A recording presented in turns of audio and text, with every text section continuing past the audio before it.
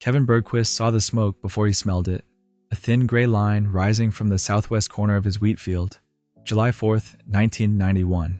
Temperature already kissing 98 degrees at 2:47 in the afternoon. He'd been walking the rows, calculating days to harvest. The wheat was perfect, 30 inches tall, heads heavy with grain. Another week of sun and he'd be cutting 500 acres of it, the best crop he'd grown since his father turned the farm over to him 5 years ago. Then the smoke thickened, not thin anymore, black, rolling. He started running. By the time Kevin reached the southwest corner, flames were already consuming a 40-foot circle of wheat. A grass fire had jumped the ditch, probably started by a firecracker or cigarette on the county road, and found the bone-dry stubble from last year's rotation. Now it was in the standing wheat, and the wind was pushing it northeast, straight toward the rest of his crop, straight toward everything he had. He was 3 miles from his house, 3 miles from the nearest phone, and he was watching 500 acres prepare to burn. Kevin's mind calculated while his legs pumped back toward his truck. Wind out of the southwest at 15 to 20 miles per hour, humidity down around 18%. That wheat would burn like gasoline. 500 acres at $3. 80 per bushel, projected yield of 42 bushels per acre. He was staring at almost $80,000 going up in smoke. This crop was his profit margin for the year, his loan payments, his future. The truck started on the second crank. Gravel road flying past at 60 miles per hour. The CB radio stayed silent. He was out of range. 3 miles at that speed meant 4 minutes. And every minute that fire was spreading. What could he even do? A 500-gallon diesel tank on a trailer? A couple of hand-pump backpack sprayers? A disc that could cut fire breaks? But hooking it up would take 15 minutes he didn't have. The volunteer fire department was based in White, 12 miles away, and their pumper truck wasn't designed for field fires. By the time they arrived, there might be nothing left to save. Kevin hit the yard at 3:02 p.m. His wife Laura was on the porch, their 2 daughters playing in a plastic pool on the lawn. She knew something was wrong before he said a word. "Southwest field's on fire," he told her, already running for the house phone. "I need you to start calling neighbors. Everyone. Tell them to bring whatever they can." The first call went to Jerry Peterson, his nearest neighbor to the north. The phone rang 4 times. 5, 6. Kevin was about to hang up when Jerry's wife answered. "It's Kevin Bergquist. Is Jerry there?" "He's out by the shed. What's—" "Field fire. Southwest section. 500 acres of wheat. I need every hand I can get." There was a pause. "I'll get him on the CB. He'll be there." Laura took over the calling after the first 6. Her voice stayed steady as she worked through their list. Every farmer within a 5-mile radius. Every name they could think of. Kevin was already outside, unhitching the grain trailer, backing his Ford F-350 up to the diesel tank trailer instead. The CB crackled to life. "Kevin, this is Jerry. I'm hooking up my disc now. 10 minutes out. Copy that? Coming from the north road. Fire's moving northeast. Roger."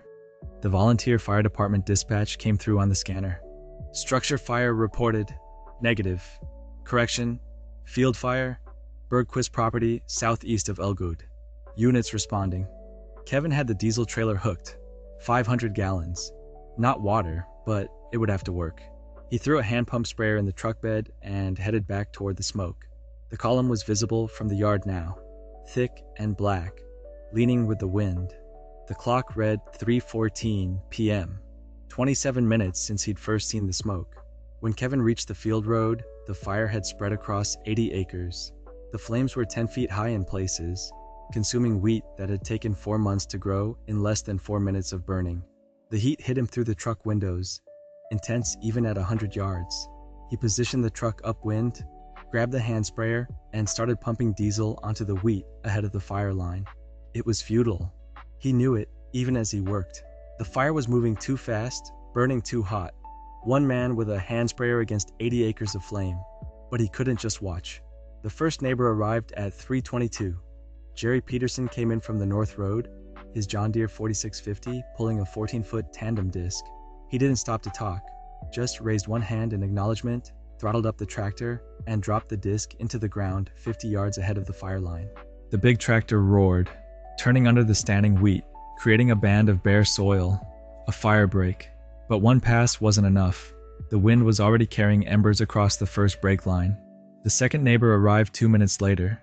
Dan Schaefer driving his Hoggy sprayer, a 12-row machine designed for applying herbicide, but now filled with water from his farm pond. He pulled alongside the fire line and hit the switches. Water erupted from the spray nozzles, arcing out over the burning wheat. It wasn't enough to put out the fire, but where the water landed, the flames dropped. The third and fourth neighbors arrived together. The Hendrickson brothers, Dale and Mike. Dale brought his Case IH7130, pulling a chisel plow. Mike brought a 1,000-gallon water tank on a flatbed trailer. They'd been setting up for a family picnic when Laura's call came through. They'd left without a word, hooked up equipment, and driven straight over. Kevin directed them to the eastern flank. If they could contain the east side, turn it, force it back on itself. Harold Muller arrived at 3:31. He was 72 years old, officially retired, but he knew more about fighting field fires than anyone in the county. He'd fought them in the 50s, the 60s, in the terrible drought of '77. He pulled up in his pickup, got out slowly, his knees weren't what they used to be, and surveyed the situation. "Wind's gonna shift," he said to Kevin, pointing at the smoke column. "See how it's starting to lean? High pressure system moving through. Give it an hour, maybe less, and this wind comes around to the north." Kevin felt his stomach drop. South is Peterson's wheat and the Schaefer place. "That's right, which means we can't just defend your crop. We got to put this thing out." Harold grabbed the CB handset from his truck. "Anyone listening on 19, this is Harold Muller. We need more discs, more water. If you got equipment that can move dirt or carry water, we need you southeast of Vilgod Bergquist Place. We got maybe 90 minutes before this fire turns on us." The response was immediate. Tom Vettenberg calling from town. "I'm closing the dealership. I'll bring the demo tractor and the offset disc. 15 minutes. Craig Olson, I'm filling my nurse tank now. 3,000 gallons. Be there in 20. Ray Schultz, I'm pulling my old 4440 out of the shed. Disc is already hooked. Coming from the west." Within 40 minutes, 10 operations were working the fire. 3 discs, cutting fire breaks in parallel lines. Jerry Peterson, Dale Hendrickson, and Ray Schultz. Their tractors spaced 60 feet apart. Behind them, Tom Vettenberg on the dealership's demonstration, John Deere 8400, a massive machine with 225 horsepower, pulling a 20-foot offset disc that could cut fire breaks twice as fast as the older equipment. 4 sprayers and water tanks working the active fire line. Harold coordinated from his truck, watching the wind, watching the fire, directing equipment where it was needed most. The volunteer fire department arrived at 4:05. 2 trucks, 6 firefighters. Their equipment wasn't designed for field fires. The fire chief, Wayne Knudsen, took one look at the operation and made a decision. "We'll stage behind your lines," he told Harold. "If the fire breaks through, we're back up. But you farmers know this better than we do." There was an honest assessment.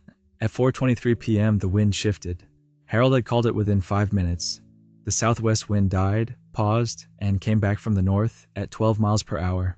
The fire triangle that had been pushing northeast suddenly stalled, swirled, and began moving south. "Reposition," Harold's voice on the CB. "South line is now the hot zone. Everyone cutting brakes, shift south. Water rigs, move to intercept." The coordination was beautiful to watch. Jerry Peterson lifted his disc, turned the 4650 south, and had his blades back in the ground within 90 seconds. Tom Vettenberg's big 8400 swung wide, creating a fire break 300 yards south of the active fire. But the fire was moving faster now. The shift in wind had given it new fuel, fresh direction. It hit the first fire break at 4:31 and jumped it. Embers carried across the 40-foot gap, landing in standing wheat, igniting new spots. Kevin grabbed his hand sprayer.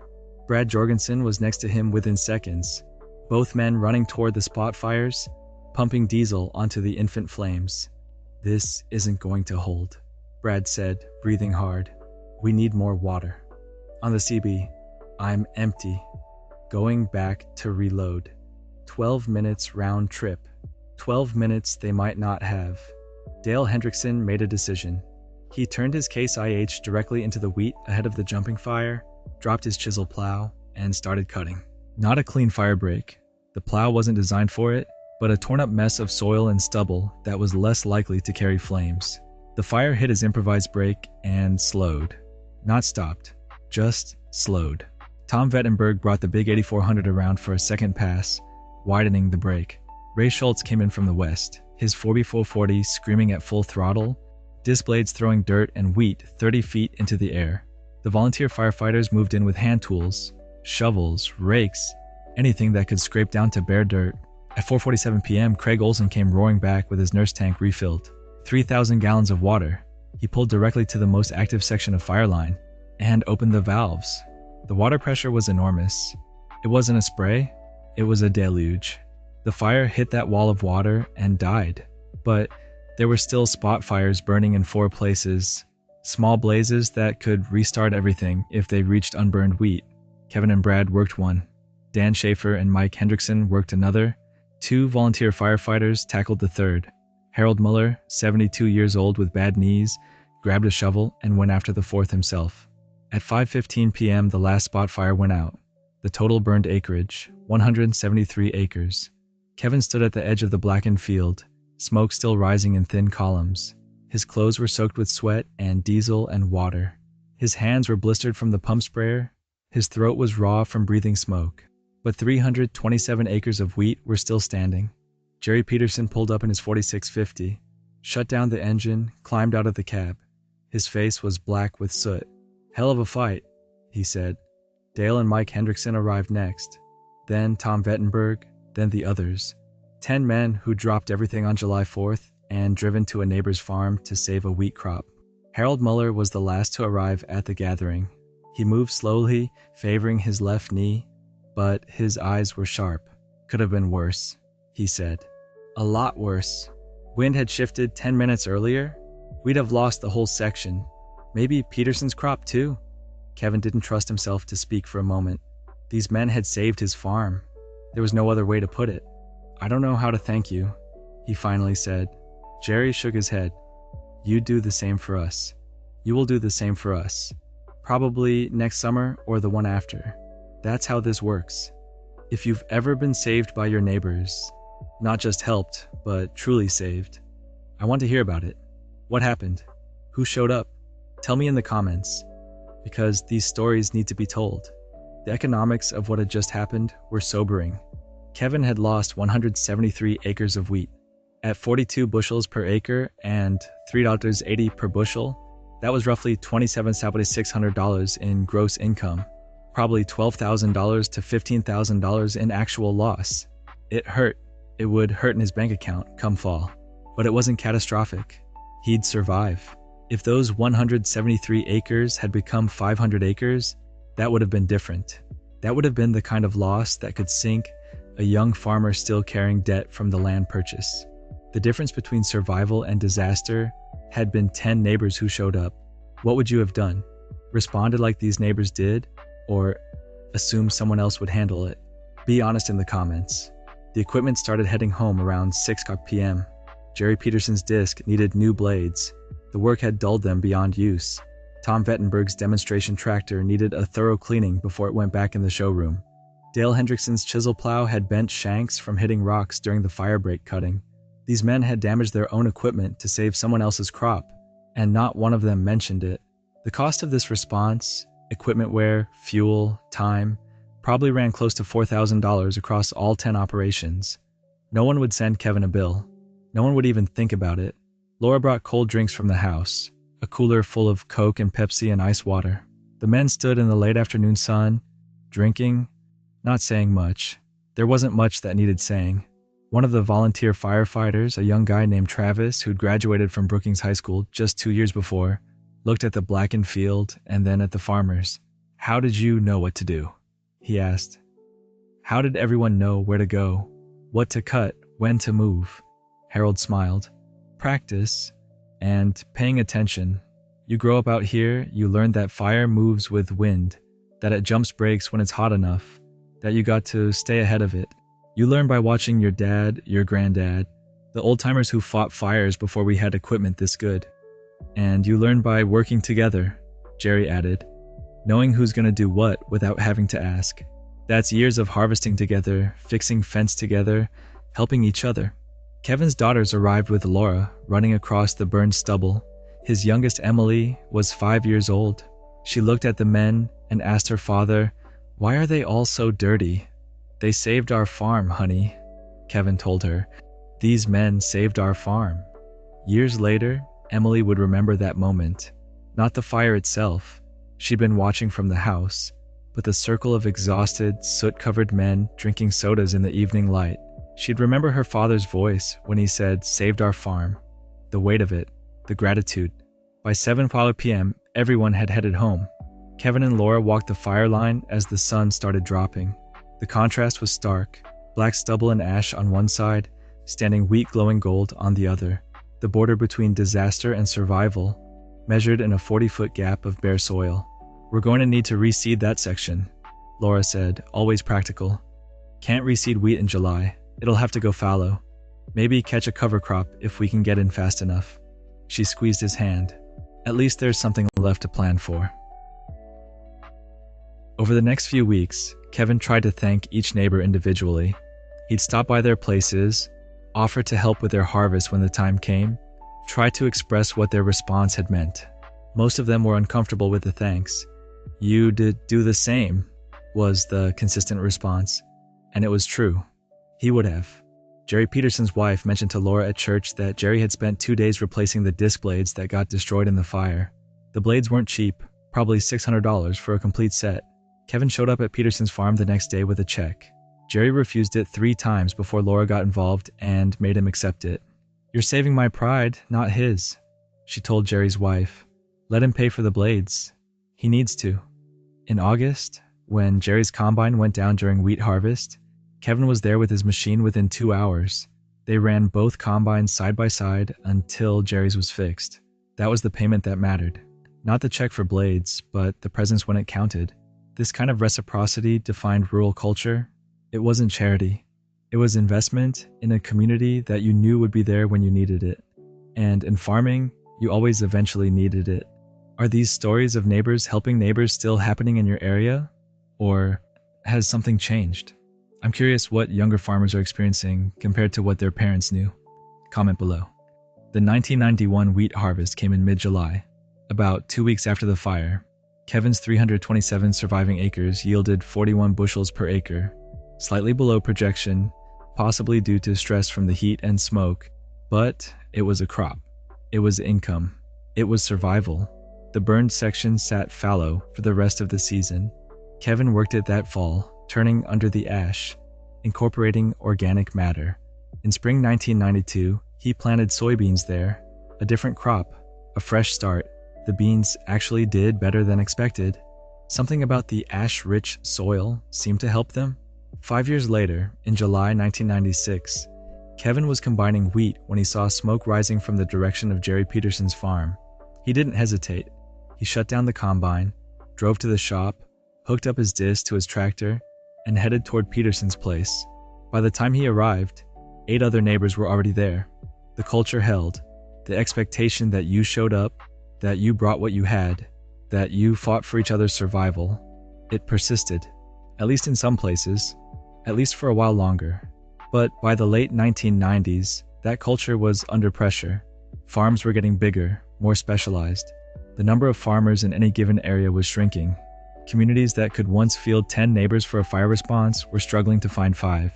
The equipment was better. By 1999, GPS-guided tractors and more efficient firefighting tools were available.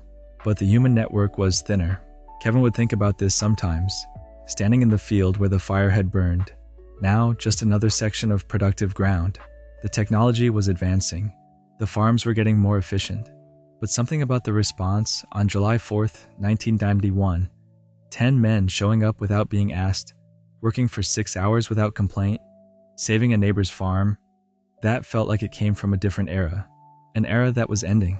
His daughters, Emily and Sarah, grew up hearing the story. When they were teenagers, they'd roll their eyes a little when he told it. Dad's fire story again.